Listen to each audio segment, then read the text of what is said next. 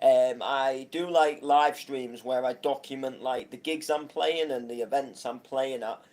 So I'll do like a stream where I'll announce where I'm playing and let you know like where it's gonna be and who I'm playing alongside. And then I'll do like a stream sort of after the gig, and I'll tell you sort of like how the gig went. And if there's any like footage of the gigs, then I'll try and put them on the channel. You can see a little bit sort of more of what went down rather than just hearing me talk about it. And it just varies. Sometimes footage gets taken, sometimes it doesn't. I'm on a really bad phone, so I can't really take much in the way of videos. But I know a couple of people did film last night, and I know one person is going to have a look through and send some stuff over, so I can put it on YouTube. So be sure to keep an eye out for that because I will be uploading something, especially when he sends it over. Most definitely. So Studio 36, what can I say about it? Other than it was absolutely awesome. It was amazing. It was one of them gigs where where you're kind of not really expecting what to expect, so you don't really know what's going to happen, and you're a little bit oomy and ahry, like is it just going to be something that's not really that good, or is it going to be something that's really good? And it was one of them where it blew me away, where you go to the night, it just completely shocks you. And the night was from the start to the finish. Was just absolutely amazing. It was really truly up there with one of my favourite gigs now as well. I've got gigs in my mind where I think I really enjoyed playing that one, and then there's other gigs where I thought it was all right, I had fun. And this is one of them where it'd be on my memory, and I'll be thinking, remember when I played that Studio 36? That was a banging night, which is always a good thing, when you can remember a night, when you want to remember a night because it's gone well. It's a good thing. It's an amazing thing. So it was absolutely fantastic. So, Studio 36 was fantastic, but the whole day was just an enjoyable vibe. So, I actually went through to Doncaster quite early on in the day and met up with some of the other artists that were playing at this night. And there was like a big thing on in Donny. It was like a Doncaster, you know, like a Doncaster Pride thing. So there was like a massive, almost like an outdoor festival kind of thing. There was rides, there was food stalls, there was stages. It was a free to get in as well. So we went there, just enjoyed a little bit of the sunshine and a little bit of the nice weather. And I thought I'll go down early because I'm only going to be sitting at home when there's like not really much to do, and I'll just be sort of thinking, oh, is it gig time? Yeah, is it gig time?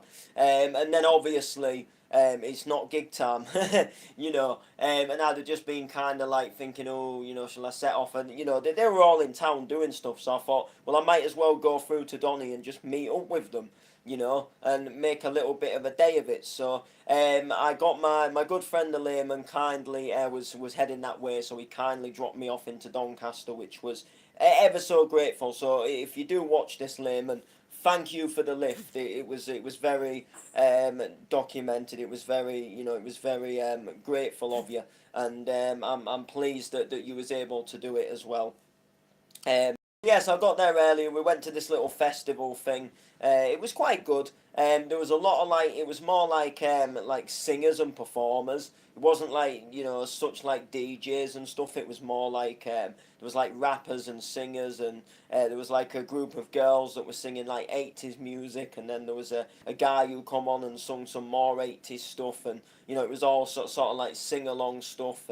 And then, like I said, there was food stalls and rides and toilets and all the rest of it. And I just want to say that the food stalls are a complete rip-off. I was getting quite hungry at this point. I'd only had some cereal, and I thought I'll go. I'm here. I might as well go to a food van, because there's not really much. I need to sort of eat something. I'm feeling a bit hungry.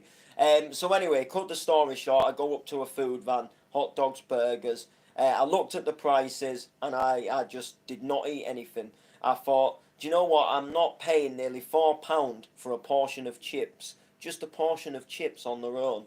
And it would have been a little tiny little tray compared to what you would get in a takeaway. And they wouldn't have been that nice. They would have just been average, and then it just wouldn't have been that good. And then if you wanted anything like a little bit more substantial, like a burger, or if you wanted like a hot dog or like a bacon butty, you were nearly going on a fiver. I think a bacon sandwich was something like a fiver. I'm not being funny.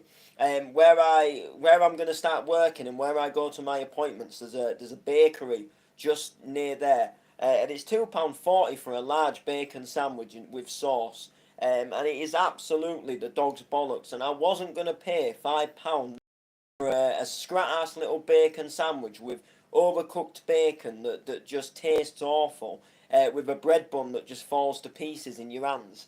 There was no way. So I decided to scrap against that. Had a couple of drinks, and then just went on some rides and things. We met up with Catchy, who was playing the night as well, and it was really good to meet him for the first time. And we stayed at this festival thing till just after 7. And then we sort of started working our way back down into the Donny Centre, because we had to go and sound check in the club and stuff. So we head back down, and we call in at this little pub on the way down. It's like a little cocktaily, like a little, bar place. Tunes going, that real nice, just that real small sort of, place you would picture going in the summer, and just all the doors wide open and the windows, and not very big inside, but just a nice little place to go and have, like, you'd go and have loads of shots, and somewhere you'd go and have loads of like drinks. I just got a cola in there. And then sadly, I did actually get roped into having a couple of shots, so I just had a couple of shots. I thought, why not? Only little things. And then we went down to the club and we started sound checking, and that's where the real magic started to happen, because up until this point, I had no idea what this night was going to be like. I had no idea what the club was going to be like inside. So everything was sort of coming together at this point, and obviously I got to see what the club was like, and nice little actually upstairs where we had the venue. The sound system. I just want to point out the sound system was one of the best sound systems I've heard in a long time. Inside of a nightclub, there was like 4 speakers in each corner, so there was a speaker in each corner, 4 speakers in total. Absolutely banging. And then there's like a little hallway where you go like from upstairs back to downstairs. You can go outside. It's like the main way. People coming in and out of the club, and there's a speaker in there. And when you're going up the staircase, the sound system just sounds so crisp.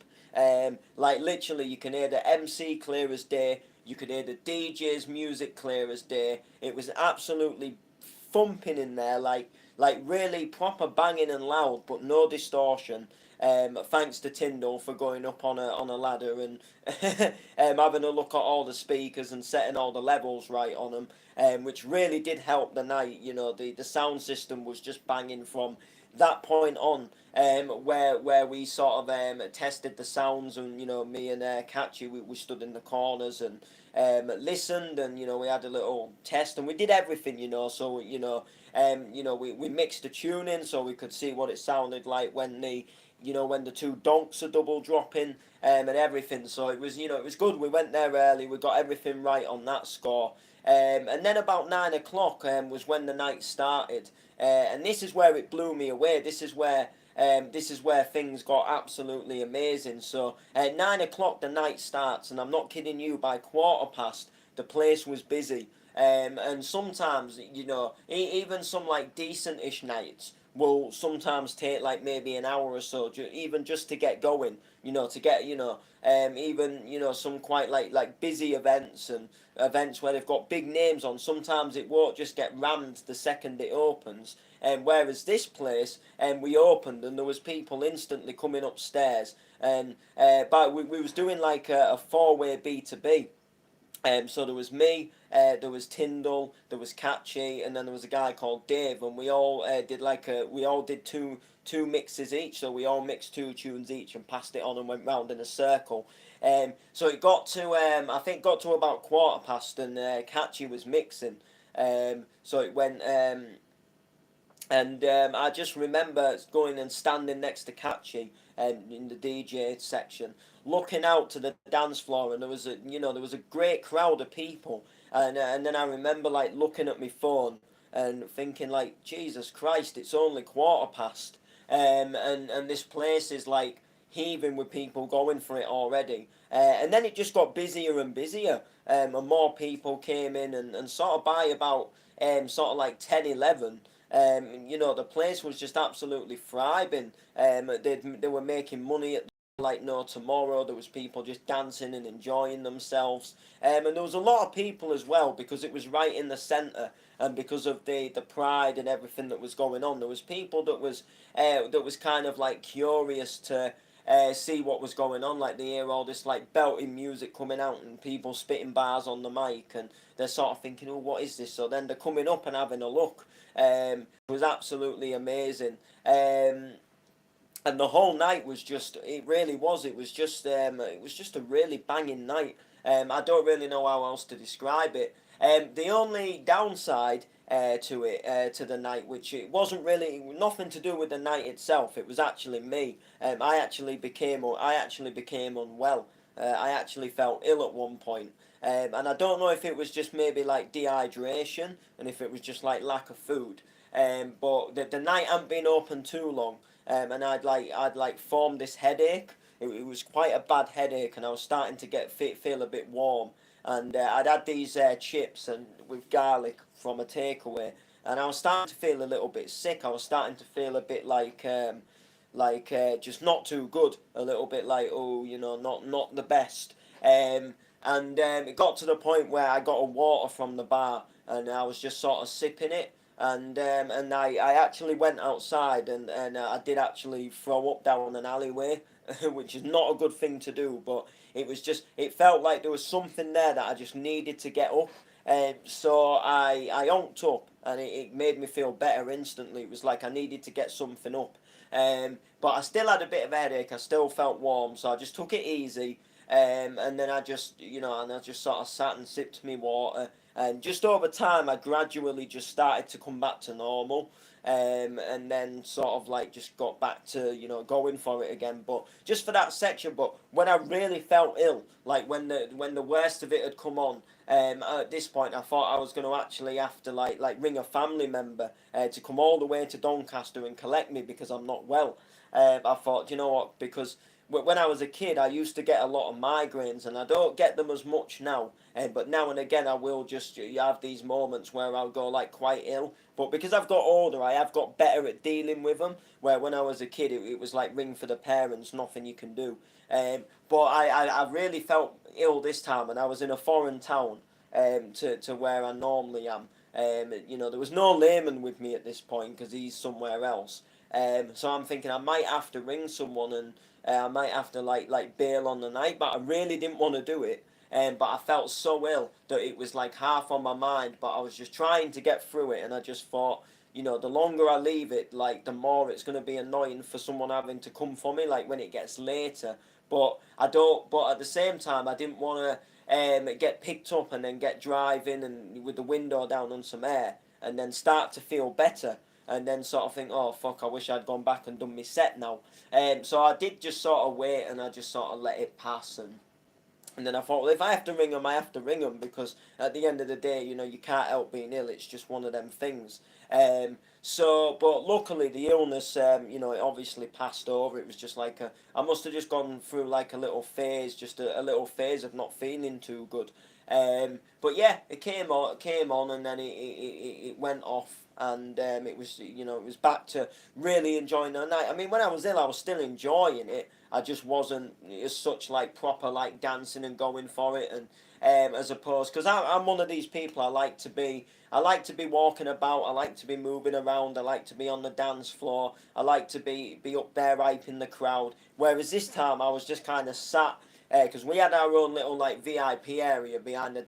We could just sit where we could chill. So I was just sort of sat behind there for a while, just sort of like sat there just sort of having a little bit of a rest, if you like, and just making sure I come all right, because obviously I knew I had a set to play, so that was obviously the thing to do. And then it comes on to my solo set, last set of the night.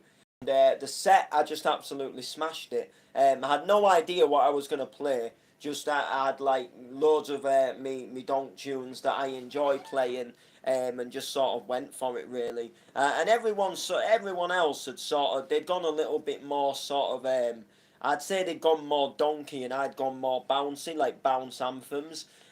So what I was gonna say is I sort of decided that I was gonna kind of like go a little bit sort of like clublandy, and I was gonna go a little bit sort of like a bit sort of like I say bounce anthem. So them songs that people like recognise and can sing along to was what I decided to go with, and that's what I went with. So I went with them, and I just decided that I was gonna play these bounce anthems that people could sing along to. So A B C D E F U, you know, for example, Cold Heart, all them stuff that's kind of like trending at the moment because they've been in the charts, and that ABCD's blowing up, and you know people know it. And did some other like sing-alongs, like I did Shooting Star. I started off with D-Generation's Heart of Gold, and I do believe that is the bounce tune to either finish or start with, because it's just that classic that everyone will know. So you either start your set with it, it's a really good set starter, or it's a really good when you've done like a spin back and then the MC goes, right, do you want one more from the DJ so and so? And then he just throws in this anthem. But as soon as I jumped on the decks, Catchy's tune was playing, and I didn't let it fully play out, and I span it out, and then I like double tapped the cue buttons and went like do do do do, and then I tapped and it went do, and that was it instantly. You know, people knew it was Art of Gold, and there was people fist bumping like, oh my god, what a tune, yes, tune, and people singing along to it. And then that was it. I just went on to play a really good set, and even the actual owner of the nightclub even came over, walked over, and shook my hand and said, I own this club and I just want to say you're absolutely smashing this set. And I think, again, it was because I was playing these well-known tunes that people could sing along to. And even the bar staff, they were having a good time. And you know, when everybody's just absolutely, you know, when everybody, like the door staff are enjoying it, the bar staff are enjoying it, the ravers are enjoying it, you know, the club owner are enjoying it. That's when you know that you're onto a good thing, because sometimes you'll have people that sort of think, oh, I'll put this on, I don't really want to, but if you know, probably make me a bit of dough. They'll stand there as miserable as anything, and first little sign of any like kickoffs or trouble, they'll use it as an advantage on their point to say, oh, we don't want this kind of night here, and you know, this is shit this, and you know, we prefer someone who mixes up the you know the deep house chart remixes and plays a bit in the R&B. You know, so it was just so good that everybody really enjoyed the vibe. You know, like as I say, like the staff, the bar staff, the security staff, just everybody who was involved in working at that club enjoyed it. Which was obviously, like I say, again, was a really good thing. So that was good. So I played a belting set, and I finished the night off, and we closed about 3, and it was just absolutely fantastic. It was absolutely buzzing. I can't wait. I cannot wait to get down and do another one, because there's already in the talks of another one. Because you know, the guy who put the night on, this guy called Cameron, he was just so like blown away at how well the night did, and last night was kind of like a teaser, or kind of like a little test to see, like, you know, do we do more in the future, you know, do we do more going forward, and obviously the you know, the right answer and the right question was, yeah, we do more going forward. So there's already plans in place for the next one already, and it's going to come back a little bigger and better. And a good thing with the venue as well is there's a downstairs club that's currently getting refurbished, and that's going to open very soon. So once that opens, we're gonna be doing some stuff there that's gonna involve both the rooms. And the idea behind it is already, in my opinion, is already a really good idea. And I mean, I'm no like big promoter, or I don't even put events on. But if I was to put an event on, some of these points in is definitely things I would put in place, like having the chance for the up and comers to play as well, which I think is a really vital part of an event these days. As much as it is good to have all the big names on there, like Darren Styles and or whoever it may be, or big headliner like Andy Whitby, it is also still good and vital that these people that are smashing it and doing well in the up and coming scene, or people that have a pure talent to play out, and get the opportunity to play out, because there's loads of people that that can mix really well, and people that can produce well, and they just don't get booked for the nights out. Sometimes maybe it can be due to their fault. Maybe they don't push themselves enough, or sometimes they are just not given a chance. So if they have like if they give chances for more up and comers to play, absolutely belting. But from last night, I just want to say, if anybody like Cameron or anybody does happen to watch this, I just want want the venue to know, and I say the same with the Bounce to Your Drop nights. Like, they've got my full support.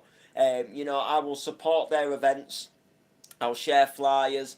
I'll attend nights whether I'm playing or not, because it's just one of them where the night is so good and they've got the potential to do so well, that you just can't not back them up, and you can't not give them you cannot give them their support when they're doing the right things and they're going all about it in the positive way, the right attitude, and they're putting on a good night. And there was no there wasn't really anything really that I can really think of that I would have thought they would have needed to improve on, apart from just saying no to mic blaggers. There was a few jippos that wanted to grab the mic, but you get that at a lot of events anyway. You even get it in places like the warehouse. The warehouse are just more controlled to say no. You've got that barrier, so it is a bit harder to do it there. But you still get people that ask to grab the mic. It happens at events. So that's not really, you can't really fault the venue itself for that. And we did our best to try and stop them. But other than that, everything else just seemed to really work well in our favour. Everything just seemed to really play well. It was a banging night. It was absolutely fantastic. It was really good. It was absolutely belting. So anyway, that's going to do it for this stream. I'm absolutely shattered. I'm going to pop by the shop and get myself a big bottle of drink, I think, because I'm like really thirsty. So make sure to like, comment, share. Peace. When it'll let me end it. Oh, it never lets me end it. I've got there we go. I got an issue with my phone. There we go. Right, let's go.